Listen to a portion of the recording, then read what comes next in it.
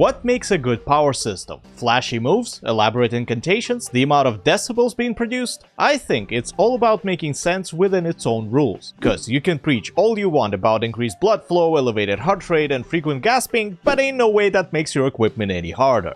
I was talking about a sword, by the way. Hello comrade, my name is Mahis. Come, get yourself a beverage and sit down with me. We got negative energy to evaluate.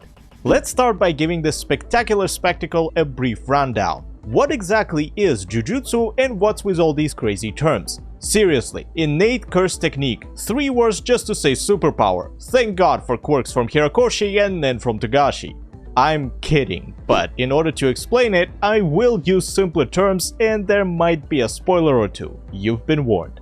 Cursed energy is a secondary resource that everyone has, very few can benefit from, and even fewer can actually use. They're called Sorcerers, people who employ cursed energy to, at minimum, see supernatural beings, and at maximum, organize a nationwide battle royale. It's very diverse in its applications, yet it's mostly used to deliver indiscriminate punishment to people you don't like. Makes sense, there are only a handful of sorcerers, you can't really integrate it into the life of the general populace, so what else are you supposed to do other than bonking each other with these extracurricular powers? Anyway, there are 2 ways to utilize cursed energy. A general approach, such as empowering one's body, creating barriers and blasting it, or through a personal ability called innate curse technique, which is a unique, sometimes hereditary, pre-installed driver in your brain that allows you to access a very particular set of skills. You're born with it and kinda stuck, to be honest, because good luck making boogie woogie work if you're built like Ijichin, no offense. In both cases, you channel energy to achieve whatever result, with the only difference being the form of the spell, where if it's your innate ability, the form is already made for you, and if it's a general spell, you have to create your own.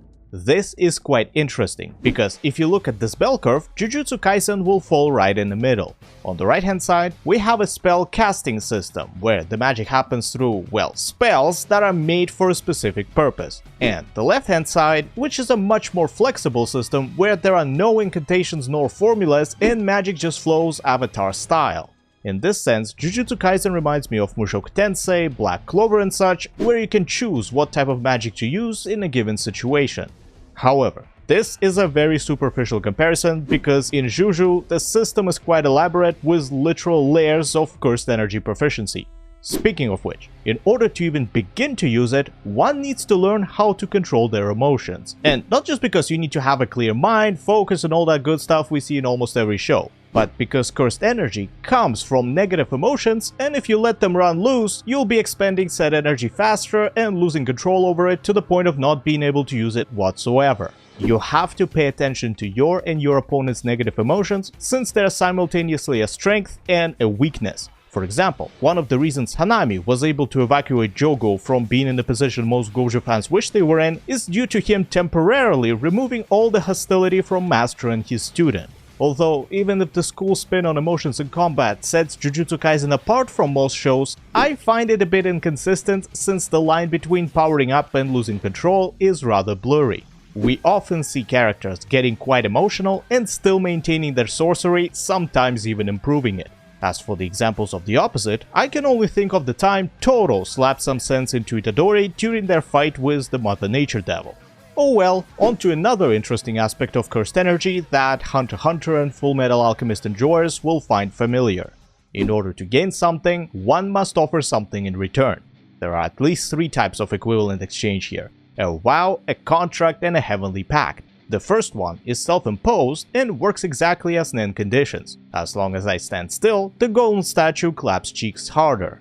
It's one of the most important concepts in Jujutsu and is used in many techniques such as New Shadow style, Overtime, and even some domain expansions. For instance, the most common vow is revealing your own technique to the opponent, which is a smart way to legitimize people explaining their attacks mid-battle and to make it a little stronger by sacrificing the surprise factor. The second type is a contract between sorcerers. It doesn't make anyone stronger per se, but it's a sure way to make a deal because breaking it will result in a disproportionate backlash on whoever bailed. Thirdly, there's the Heavenly Pact. It's pretty much a regular vow with only one caveat. It's placed on you at birth, so you have no control over it. There aren't many cases of this occurrence, yet all of them so far seem to be about trading cursed energy for physical prowess or the other way around. Next, we have another similarity between Jujutsu and Nen, the way this mystical resource behaves. It's actually part of one's body and can be felt, seen or tracked even without any dojutsu, though the way characters feel it is closer to Bleach and its spiritual power.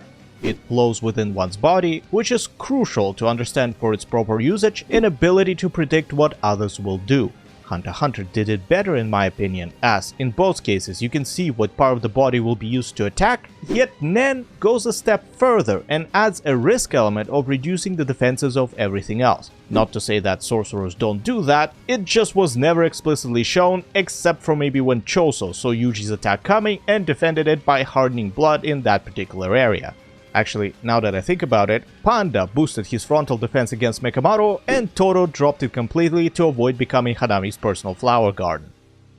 Still believe Hunter x Hunter did a better job in this department. But what JJK has improved are traces, or what's called residuals here. Just like normal humans leave footprints, smell and other marks behind, cursed energy remains are left by its users unless they specifically cover them up. It's a very cool concept, because the whole purpose of Sorcerers is to hunt curses and curse users. Think of ninjas for a second. They have this entire supernatural spiel, yet with a very few exceptions, they track people by scent and other normal forensic methods. Another thing you can do with Jujutsu energy is pour it into objects. Nothing particularly new, as most shonens have a version of that, but JJK also mixes in a few cool ideas. The most obvious one are cursed corpses, which is an inanimate object that gets possessed by a curse naturally or with the help of a sorcerer. They aren't exactly marionettes, because these Muppets operate independently, and there's even a one-of-a-kind mutation that resulted in a sentient plushie with a big heart. Moreover, there are cursed tools and cursed objects, with the former being created by a prolonged deliberate exposure to cursed energy, and the latter being mostly remnants of ancient sorcerers. Now, it's time to talk about how Jujutsu is used in the field.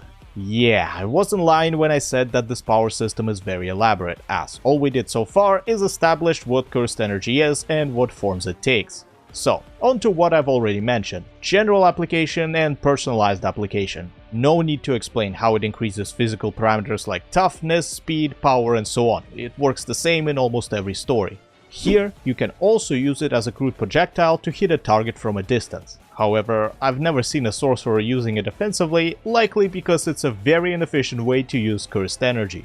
But what's very efficient is a barrier, which comes in many flavors. A simple barrier is used for SCP purposes, a veil for a large area cursed energy concealment, and a bunch of other ones used for everything in between. There is even one designed to protect oneself from a domain expansion, a pinnacle of Jujutsu that combines most of what we were talking about, plus an innate curse technique. It's some very dangerous fuckery, which traps you in a subspace that boosts your opponent and makes their attacks guaranteed to hit. Very few things can help you there, and one of them is to create a small domain of your own which disrupts a domain expansion slightly, making it lose its guaranteed hit effect. The last common usage of Jujutsu are shikigami. They're basically Pokemons you can create, and there is nothing too exciting about them, with a couple exceptions.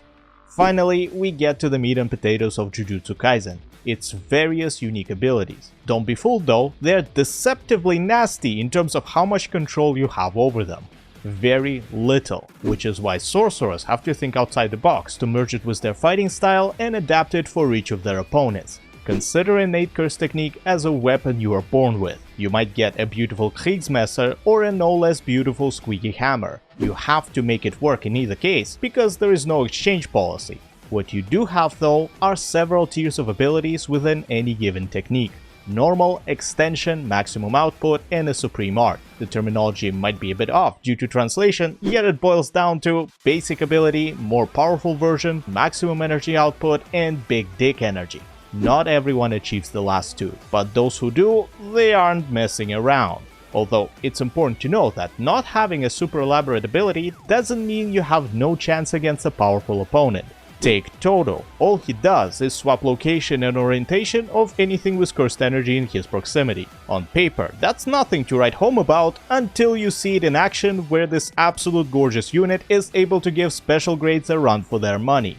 Additionally, there is a reverse curse technique, which turns cursed energy into positive energy, and it's used to mostly heal human bodies. Sounds kinda reasonable, since cursed energy comes from negativity and is supernatural, you have to make it good first to restore a physical body. And just like with the domain expansion, it's very advanced sorcery with only about a dozen characters being able to use it. Oh, and I almost forgot, there is this move that technically speaking anybody can use as it's not tied to an innate technique.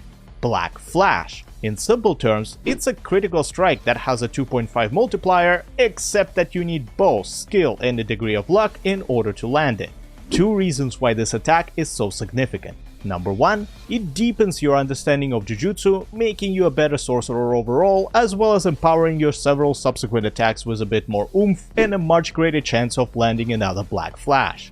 Number two, it's a devastating attack because of how sorcerers usually fight. Remember my analogy with Nen. When taking a blow, you're protecting yourself with an equivalent amount of cursed energy. Let me visualize it with numbers. If Yuji throws a punch using 100 points of cursed energy, his opponent will have to counter with 100 points of their own, otherwise they take damage. In combat, given speed and mental fatigue, you can't always counter with the correct amount, so instead of 100, you block with 95, resulting in 5 points of damage. But what if you get hit with a Black Flash? You can't see it coming as it happens in a fraction of a moment, meaning you will have a 95 defense against a 250 attack.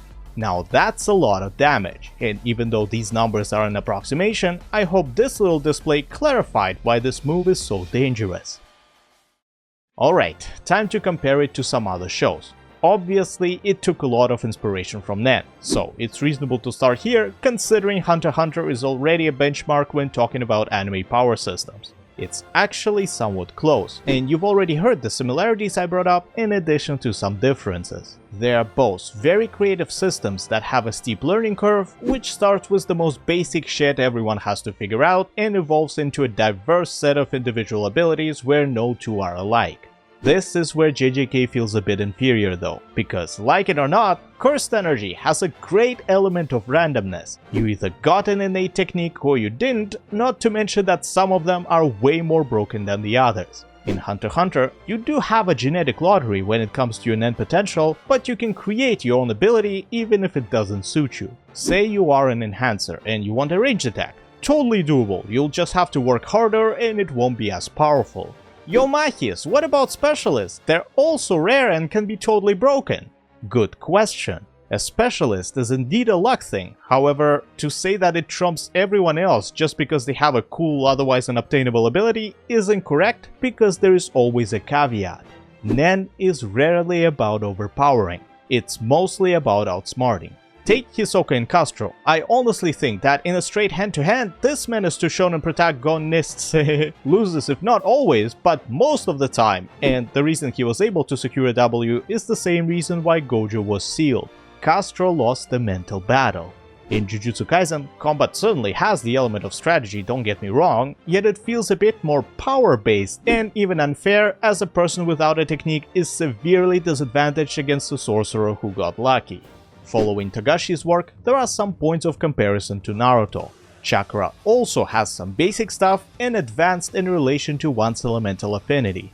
In theory, this system allows for a rock-paper-scissors dynamic against an opponent, as well as opens many opportunities for team combinations. In practice though, we mostly saw lightning messing up the Earth's moves in like 4 or 5 instances where elements were combined to empower an attack. I'm not talking about 50 Shades of Rasengan or other unique individual bullshit. This is a fundamental part of Shinobi's arsenal and should have been highlighted more, especially with their team dynamic. Going back to Jujutsu Kaisen, we kinda have that, there are just very few examples. Nobara hard counters Rot technique, but good luck to her landing a blow on Ampharius' knockoff. On that note, another aspect of Jujutsu I believe is a bit undercooked is whatever this witchcraft was. Crossing a river is an important act in sorcery. I mean, sure, there's some truth to that, yet we were never told that it also implies superstitious and spiritual stuff in addition to a pretty tangible cursed energy. Next we have all the other systems like Haki, Devil Fruits, Quirks, Hamon, Breathing, Ryatsu and so on, but we don't need to compare it to everything, so it's time to draw some conclusions. Jujutsu is a pretty alright system. It has a bunch of rules and follows them decently, allowing for a reasonable as well as predictable progression of a character's arsenal. No real assholes like discovering a spell that will save the day mid-battle. Everything you see was either learned on screen or was already known by that person. Still, I can't deny the fact that the show leaves a lot of room for a new innate technique or a cursed object to shake up the story when the plot demands it. It won't be our first rodeo and definitely not the last, yet so far, most things that have anything to do with cursed energy in Jujutsu Kaisen have been pretty rational, even if to this day I don't know what it means to multiply cursed energy by itself in practice. It was I, Mahis, analyzing negative emotions into the microphone. Have a great whatever time of the day you have. Until next time, cheers.